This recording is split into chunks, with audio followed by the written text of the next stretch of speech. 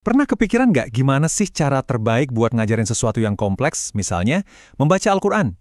Hari ini nih kita bakal ngintip sebuah sistem yang keren banget dari SMP Islam Kreatif Al-Khairiyah. Mereka berhasil menciptakan alur belajar yang super jelas buat setiap siswa, dari yang baru mulai sampai jadi mahir. Yuk kita bongkar bareng-bareng gimana caranya. Jadi, rencananya gini, kita bakal ngikutin perjalanan seorang siswa. Mulai dari gimana mereka nemuin level awalnya, terus gimana kemajuannya diukur, sampai ke tujuan akhirnya yang, wah, inspiratif banget. Jadi mentor buat adik kelasnya.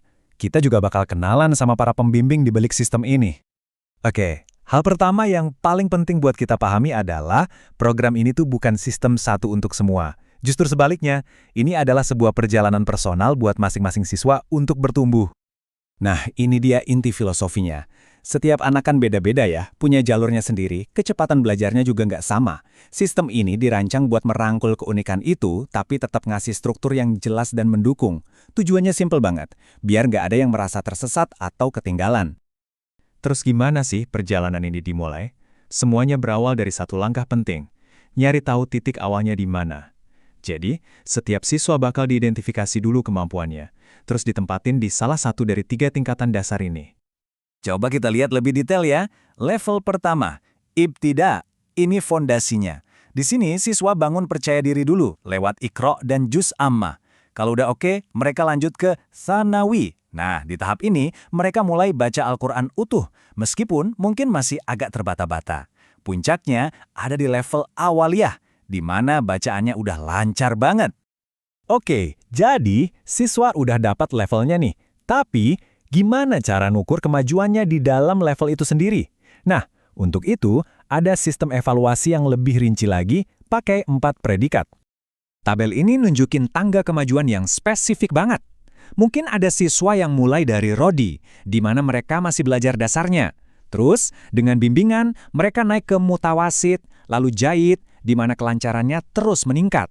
Dan puncaknya, yang jadi tujuan semua siswa adalah Mumtaz. Di sini, bacaannya nggak cuma lancar, tapi penguasaan tajwidnya juga udah sangat baik. Jalurnya jadi jelas banget kan?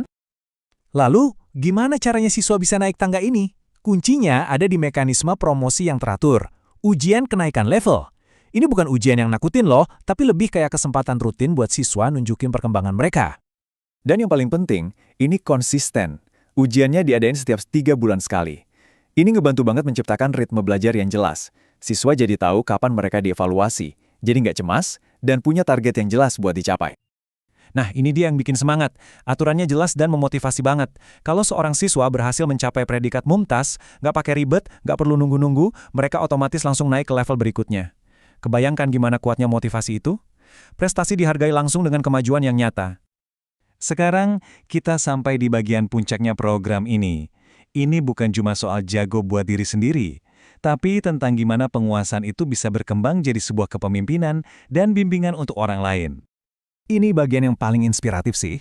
Siswa yang berhasil sampai di puncak, dapat predikat Mumtaz di level Awaliyah, mereka nggak cuma lulus gitu aja. Mereka justru dikasih tanggung jawab baru, jadi tutor sebaya.